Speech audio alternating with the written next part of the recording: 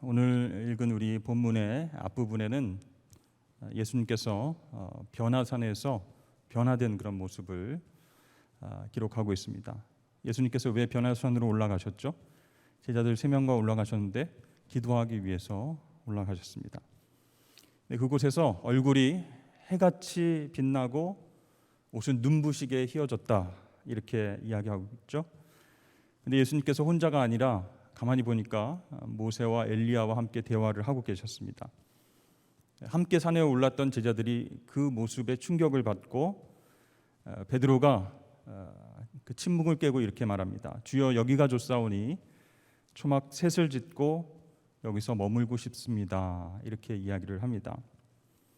그러니까 엘리야와 모세와 예수님 세 분이 거하실 그 초막을 짓고 우리도 여기서 함께 살고 싶습니다. 너무나도 환한 광채 속에서 그 세 분이 대화하는 모습을 통해서 어떤 천국의 비전을 발견하고 거기 머물고 싶은 마음이 생긴 것이죠. 얼마나 멋있고 좋았으면 그런 얘기를 했을까, 그런 생각을 하게 됩니다. 그런데요, 그렇게 요청을 한 직후에 하늘에서 음성이 들렸습니다. 이는 내 사랑하는 아들이요 내 기뻐하는 자라, 너는 그의 말을 들으라. 이렇게 하늘의 음성이 들려옵니다. 그러니까 이 변화산상에서 예수님께서 정말 밝은 모습으로 변하게 된 것은 십자가 죽음 이후에 예수님께서 어떻게 부활하실지, 어떻게 변하실지에 대해서 미리 산에서 보여주신 것이죠. 그래서 여러분, 이 변화산은요, 베드로가 원하는 그것처럼 계속 머물러 있는 장소가 아니라는 겁니다. 예수님께서는 기도하러 그 자리에 올라가셨고 그 기도의 자리에서 하늘의 비전을 확인하셨습니다. 그러니까 그 기도의 장소에서 은혜를 받고 놀랍게 변화된 모습을 경험하신 이후에는 산을 내려오셔야 된다는 것이죠. 여러분, 기도의 자리가 바로 하늘의 은혜를 받는 그런 자리인 줄로 믿습니다. 그런데 하나님께서는 그 은혜를 받고 그 자리에 계속 머물러라 라고 말씀하지 않으십니다. 세상으로 내려가서, 세상에 나아가서 그 받은 은혜로 하나님의 일을 감당하라 라고 말씀하십니다. 여러분, 우리가 기도의 자리에서 은혜를 받고 영적으로 새 힘을 얻습니다. 그렇게 하나님께서 우리에게 능력과 은혜를 주시는 이유가 무엇일까요? 우리가 하나님 은혜 없이는 하나님의 일을 감당하지 못하기 때문에 하나님께서 기도의 자리에서 은혜와 능력을 주시는 거예요. 그래서 하나님은 우리를 계속적으로 기도의 자리로 초대하시고 부르시는 줄로 믿습니다. 예수님께서도 3명의 제자와 함께 계속 기도의 자리로 나아가자, 습관을 쫓아서 산으로 기도하러 가자라고 초대하신 이유가 거기에 있습니다. 그런 의미에서 오늘 기도의 자리에 나오신 여러분, 주의 이름으로 축복합니다. 하나님께서는 기도의 자리에서 은혜와 능력을 주시기 때문이죠. 그 받은 은혜를 어떻게 하라고요? 다시 삶의 자리, 세상으로 나아가서 그 은혜를 붙잡고 담대하게 승리하게 하시려고 그렇게 기도의 자리로 우리를 초대하시는 거예요. 그리고 은혜 주시고 능력 주시고 복을 주시는 것입니다. 그래서 우리가 은혜의 산에 계속 머물면서 여기가 좋사오니, 그리고 오늘 기도 끝나고 여기서 이제 이렇게 침낭 깔고 주무실 분 있으십니까? 내일 새벽 예배까지 기도하겠습니다. 너무 여기가 좋사오니 하면서 장막을 짓고 여기서 계속 머물고 싶습니다. 그게 아니고 산 아래로 내려가서 받은 은혜를 나누라, 하나님 능력을 경험하라, 또 복음의 귀한 진리를 전하라, 그렇게 하나님 주신 능력으로, 은혜로 사명 감당하라고 그렇게 은혜를 주시는 거예요. 베드로와 야고보, 요한, 주님께서 사랑하시던 3명의 제자입니다. 기도하러 가실 때 꼭 그들을 데리고 산으로 올라가셨어요. 그래서 나머지 제자들이 생각하기에 어땠을까요? 좀 부러워하지 않았을까요? 그리고 3명의 제자들은 어떤 특권 의식과 교만한 마음이 생겼을 수도 있어요. 주님께서 사랑하시는 제자는 바로 나다. 3명 중에서도 바로 나다. 내가 수제자다. 이렇게 생각하는 사람도 있었죠. 내가 주님의 모든 능력과 은혜와 복을 물려받을 만한 자격이 있다. 이렇게 생각하고 기도의 자리로 쫓아 올라갔을 수도 있습니다.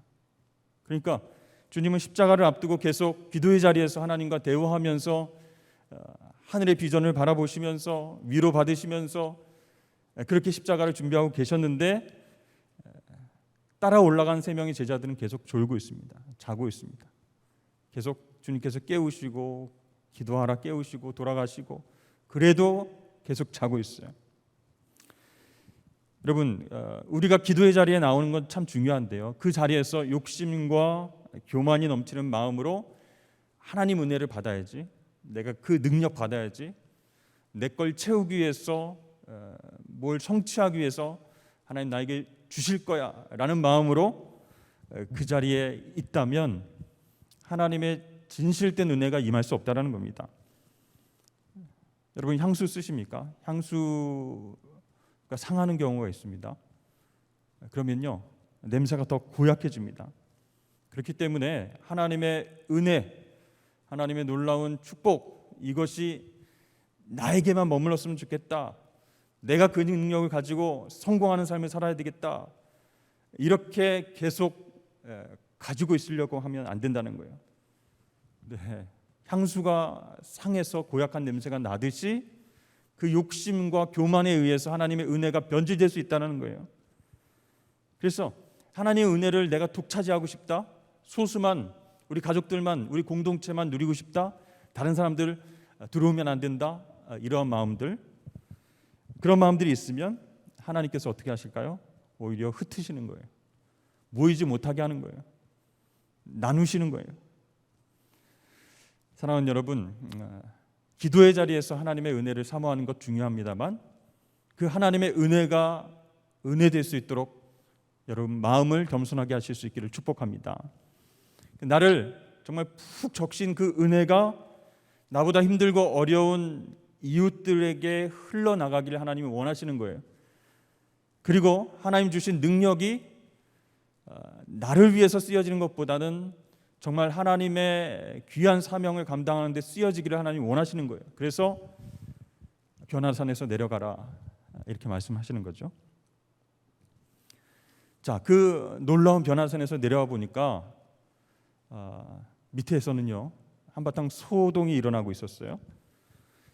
이 나머지 제자들이 귀신 들린 아이를 두고 서기관들과 막 싸우고 있었습니다. 논쟁을 벌이고 있었어요.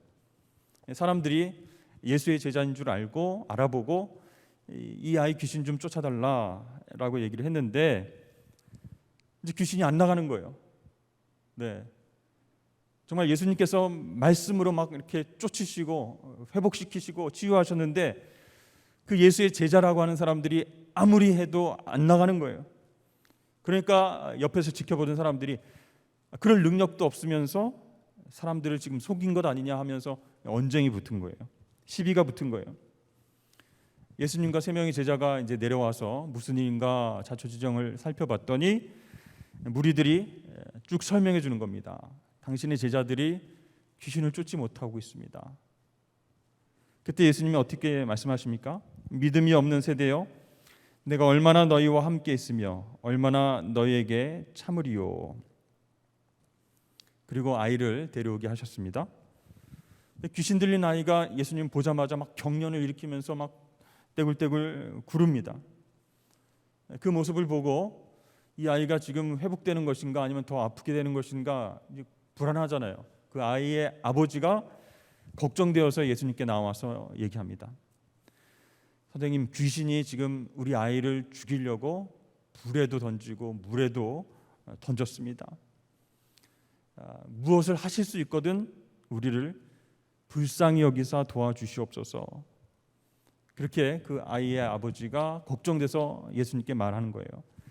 그때 예수님께서 하신 말씀이 있는데요, 우리 다 함께 읽어보도록 하겠습니다. 23절입니다. 시작. 예수께서 이르시되 할 수 있거든이 무슨 말이냐, 믿는 자에게는 능히 하지 못할 일이 없느니라 하시니. 아멘. 우리 성도들이 제일 좋아하는 말씀 중에 하나예요. 믿는 자에겐 능치 못할 일이 없느니라. 아멘. 믿습니까? 아멘. 능치 못할 줄 없습니다. 아멘 하고 너무 좋아하는 말씀이죠. 믿는 자에게 모든 것이 가능하다라는 말씀이니까 너무 좋은 거예요. 그렇죠? 맞습니다. 여러분, 믿음에는 긍정적인 힘이 있습니다. 그러나 거꾸로 긍정의 힘이 믿음은 아니라는 거예요. 여러분 잘 생각하셔야 됩니다. 근데 어떤 사람들은요, 나는 할 수 있다, 할 수 있다, I can do it, I can do it 이렇게 외치고 반복을 하면 정말 모든 것이 다 이루어질 수 있다라고 생각합니다. 이번 올림픽 말고 지난 올림픽 때 여러분 펜싱 경기 때 우리 선수 중 한 명이 계속해서 이제 대니였죠. 나는 할 수 있다, 할 수 있다, 할 수 있다. 반복적으로 그 정말 밀리고 있는 상황 속에서 헬멧을 벗고 땀을 줄줄 흘리면서 나는 할 수 있다, 할 수 있다 막 중얼거렸어요. 그때 극적인 역전을 하고 메달을 획득한 일이 있었습니다.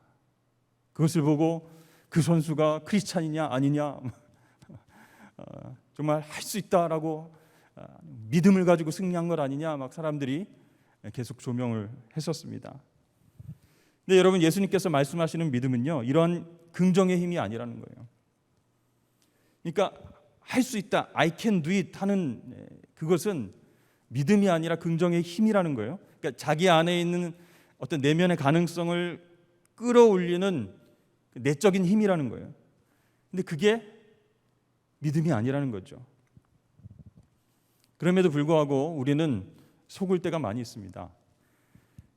그리고 또 번영 신학을 기반으로 한 일부 목회자들은 바라기만 하면 다 된다. 긍정적으로 생각하고 믿으면 당신들이 생각하고 갖기를 원하는 집과 차와 모든 것들 다 소유할 수 있다. 부자가 된다. 이렇게 강조하고 있습니다. 베스트셀러를 쓴 작가들도 마찬가지예요. 시크릿, 긍정의 힘, 이런 책들 여러분 많이 읽어보셨죠? 신앙인 것 같은데 뭔가 이상한 거예요. 복음인 것 같은데 뭔가 읽어보면 찜찜한 거예요. 믿음이 아니라는 겁니다, 여러분. 근데 오늘 말씀에서 믿는 자에게 능치 못할 일이 없다라고 주님 말씀하셨는데, 여러분 과연 믿음이 무엇일까?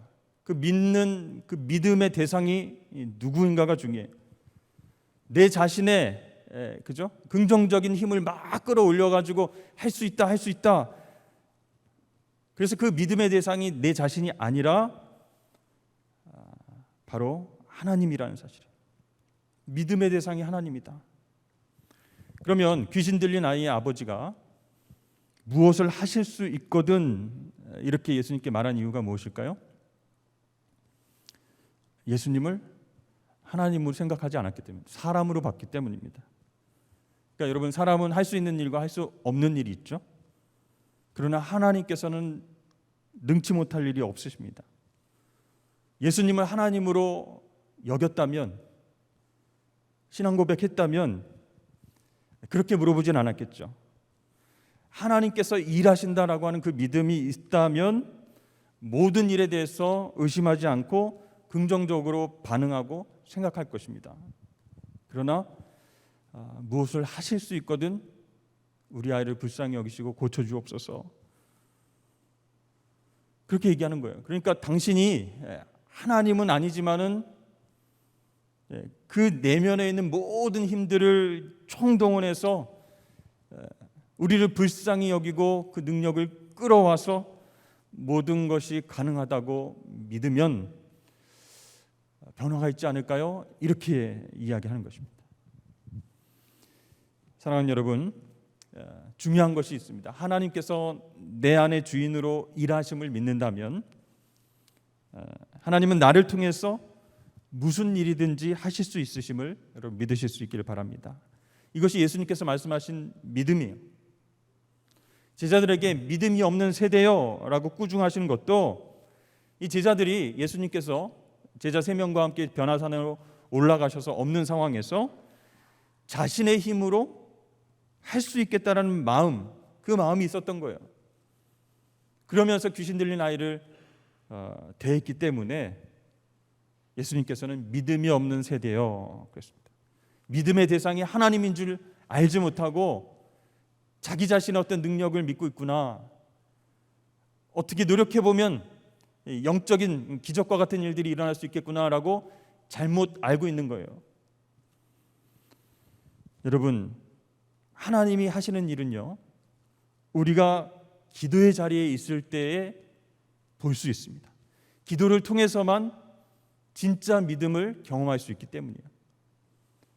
근데 기도하지 않으면 어떻게든 내가 긍정적인 생각과 지혜와 경험을 총동원해서 이룰 수 있다라고 생각을 하는 것이죠.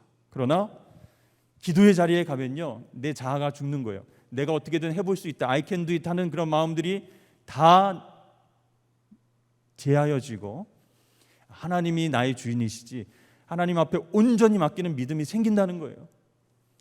그래서 예수님께서는 제자들을 향해서 독려하시면서 이 믿음이 없는 세대들아, 왜 기도하지 않느냐, 기도 외에는 이런 유가 나갈 수 없느니라라고 말씀을 하시는 겁니다. 그래서 여러분, 오늘 말씀을 통해서 믿는 자에게 능치 못함이 없다라는 그 주님의 말씀을 제대로 이해를 해야 됩니다. 믿으면 다 된다, 그런 얘기가 아니라는 거예요. 긍정의 힘과 믿음은 완전히 다르다는 겁니다. 아무 믿음이나 상관없다, 그게 아니라는 거예요. 높은 곳에서 점프해도 나는 다치지 않을 것이다, 하나님 날 사랑하시니까 보호해 주실 것이다, 이게 믿음이 아니라는 거예요. 로또를 사놓고 1등이 될 줄로 믿습니다 하고 로또를 사는 사람들, 그것도 믿음이 아니라는 거예요. 여러분, 진정한 믿음은 어디에서 생긴다고요? 기도의 자리에 있을 때, 자신을 하나님께 온전히 내어 맡기고 자신을 부정할 때 진짜 믿음이 생기는 거예요. 나는 부족하고 연약해서 할 수 없지만 하나님이 나를 사용하셔서 하실 수 있습니다라고 고백하는 게 진짜 믿음이라는 거예요. 여러분, 그 진짜 믿음은 기도할 때 주시는 하나님의 선물임을 믿으시길 바랍니다. 그래서요, 하나님이 일하시는 걸 잘 보세요. 성경 말씀을 통해서, 성경의 인물들을 통해서 어떻게 역사하십니까? 그 사람의 자아가 죽고 완전히 교만해서 겸손으로 내려오고 나는 안 됩니다, 하나님이 하실 수 있습니다라고 고백하는 그 기도의 자리를 통해서 하나님이 진짜 믿음을 주시고, 진짜 믿음을 통해서 하나님이 기적처럼 일하시는 것을 봤을 때 더 믿음으로 반응하게 되고 순종하게 되는 것을 우리가 보게 됩니다. 여러분, 아브라함이 왜 믿음의 조상이 되었습니까?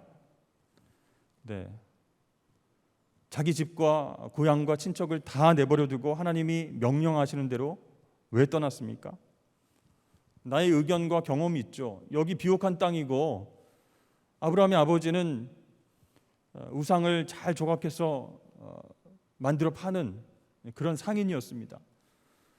이곳에서, 고향에서 그냥 잘 살 수 있었어요. 그러나 하나님께서 내가 내게 지시할 땅으로 가라라고 말씀하셨을 때 자신의 생각과 경험과 모든 것들을 내려놓고 하나님이 인도하신다라고 하는 믿음이 있었기 때문에 순종해서 출발할 수 있었어요.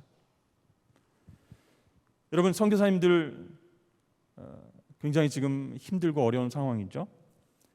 어떻게 그 나라로 가셨을까요?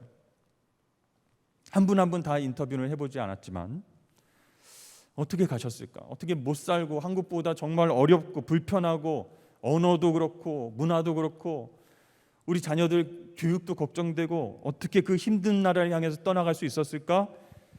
다 준비되었어요. 선교사로서 A부터 Z까지 하나님 다 준비되어서 너 됐다, 하나님 가라, 이렇게 하셨을까요? 아니면 그 나라의 언어와 또 전도와 말씀의 능력이 너무너무 잘 준비되었기 때문에 하나님께서 그 나라를 보내셨을까요? 아닙니다. 언어도 잘 안 되고 그 나라 언어로 말씀을 전하고 전도하는 것도 힘들고 문화도 어렵고 다른 데 가서는 잠도 제대로 못 자고 음식도 못 먹는 사람인데도 오직 하나님만 신뢰하면서 떠난 겁니다. 이게 믿음이에요. 여러분, 나는 불가능하지만 내가 전적으로 하나님 믿고 따를 때에 하나님께서 하실 것을 믿고 출발을 한 것이에요. 근데 여러분, 이런 믿음이 그냥 저절로 선교사님에게, 아브라함에게, 믿음의 조상들에게 생겼을까요? 기도의 자리에서 하나님 주시는 믿음을 선물로 받았어요. 내 자아를 계속해서 부정하고 하나님의 은혜를 경험할 때마다 하나님이 진짜 믿음을 선물로 주신 거예요. 그러므로 기도라는 것은요, 전적으로 하나님께서 나의 주인 되십니다라고 하는 것을 인정하는 행위라는 거예요. 기도 많이 한다고 하는 분들이 있죠. 철야를 하고 기도원에서 막 나무를 뽑고, 그렇게 기도를 오래 하신다고 소문이 난 우리 교회에 이제 만약에 성도님이 있다고 생각해 보세요. 기도를 많이 한다고 소문이 난 분인데 막상 만나서 대화하고 교제하다 보면 너무 교만하고 너무 강팍하고 또 무례하고 사람들에게 고집센 말과 행동을 한다면 그건 진짜 기도한 게 아니라는 거예요. 잘못된 기도를 한 것이에요.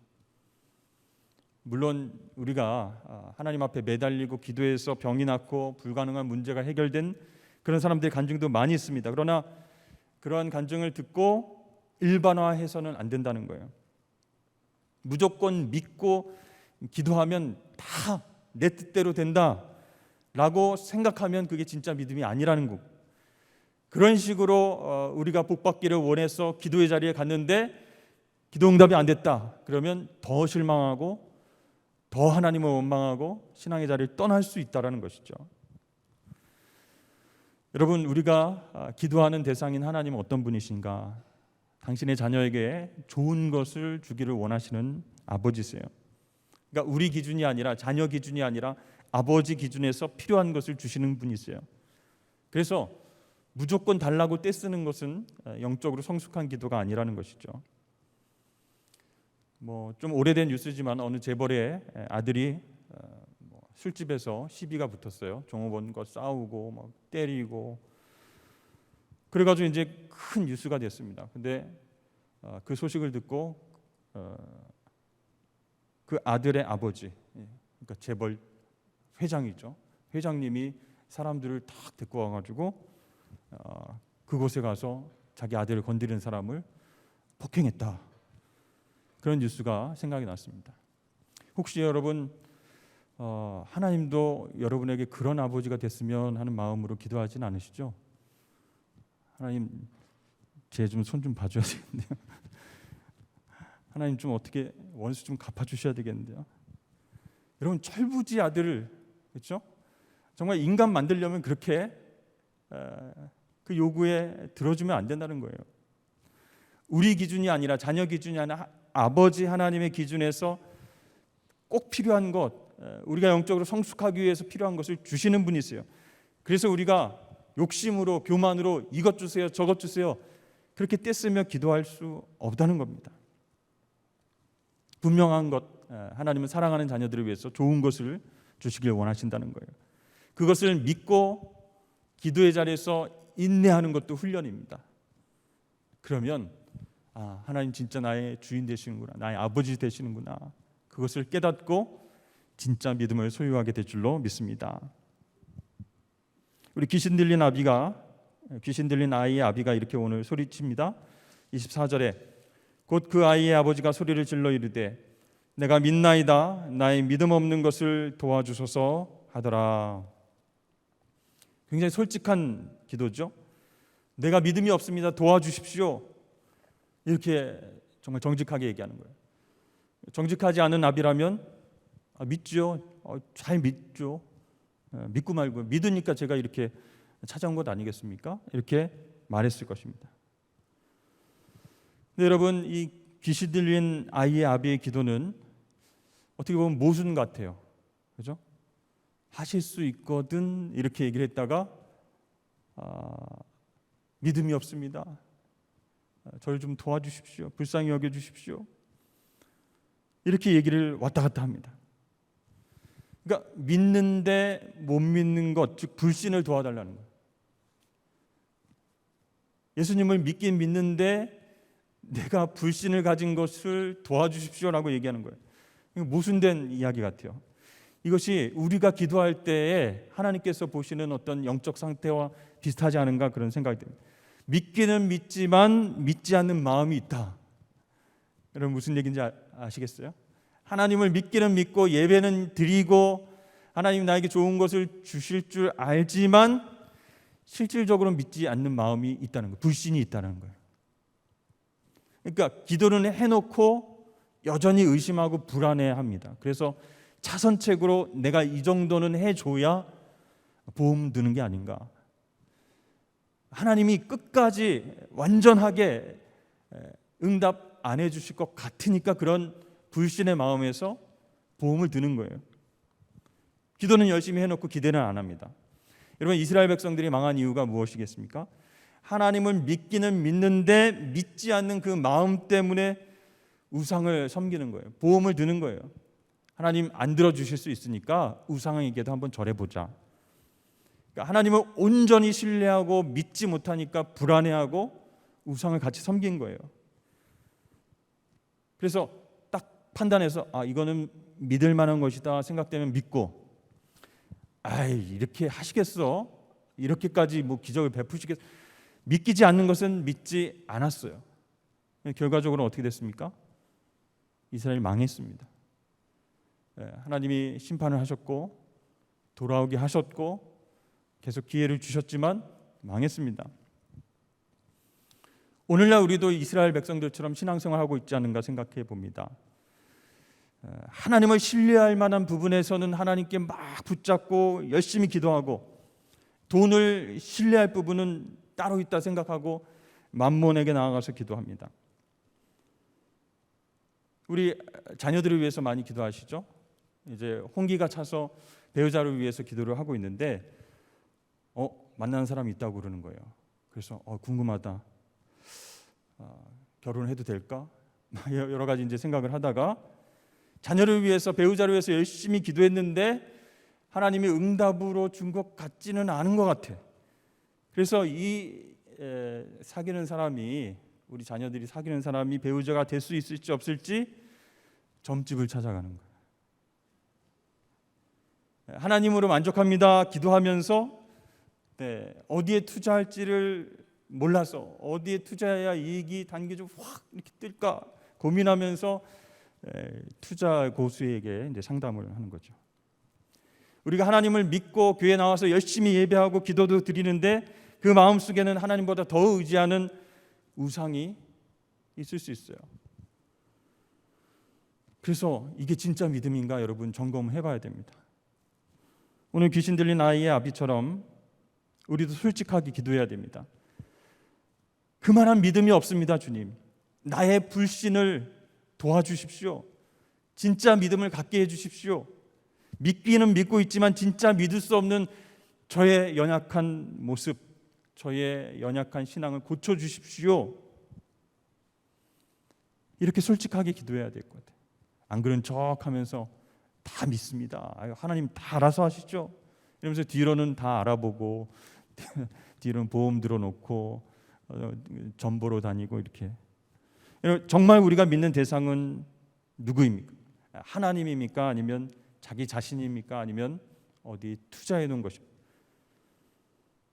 말씀과 신앙과는 상관없이 자신의 욕심과 계획과 욕망을 더 믿는 사람들이 있어요. 근데 그것을 하나님을 향한 믿음이라고 포장해 사람들을 속일 때가 있다는 것이죠. 사실 여러분 믿음이 정말 없고 기도도 저렇게 기도할 수 있나? 저렇게 불신앙처럼 기도하는데 하나님 복 주실까? 하는데 정말 복 받는 사람 있어요, 없어요? 우리가 보기에 정말 잘 나가는 사람, 성공하는 사람 있어요, 없어요? 있죠. 저에게 큰 집을 주실 줄로 믿습니다. 이번에 60평짜리로 하나님 주실 줄로 믿습니다 하고 기도를 막 새벽마다 하고 막 열심히 하나님 앞에 나와서 간구했는데 정말 그 아파트를 얻었어요. 그리고 그게 10번째 아파트예요. 그러면은 와, 집사님 너무너무 기도의 종이다. 너무너무 이렇게 하나님 사랑하신다. 어떻게 그런 믿음으로 기도를 해? 절대로 그런 말 하지 마십시오. 부러워하지도 마십시오. 여러분, 차라리 여러분 하나님을 믿긴 믿지만 지금 그러한 모습들을 부러워하는 저의 모습이 정말 부끄럽습니다. 진짜 믿음이 아닙니다. 저를 불쌍히 여겨주시고 진짜 믿음을 주시옵소서. 기도의 자리에서 진짜 믿음을 한번 얻고 싶습니다. 선물 받고 싶습니다. 그 믿음을 승리하게 해주십시오. 이렇게 기도하시는 산성의 모든 성도들 되시길 축복합니다. 부러워하지 마십시오, 여러분. 네, 진짜 믿음이 아닙니다. 하나님이 응답하신 것이 아닙니다. 여러분, 기도의 자리에서 참된 믿음으로 하나님께 쓰임 받는, 그래서 그 은혜를 나만 가지고 성공하고 나만 가지고 평안, 우리 가족들만 잘 돼야 이런 욕심들을 내려놓고 그 하나님 은혜와 사랑을 흘러보내는, 그래서 하나님께 칭찬받고 쓰임 받는 하나님 자녀들 되시길 주의 이름으로 축복합니다.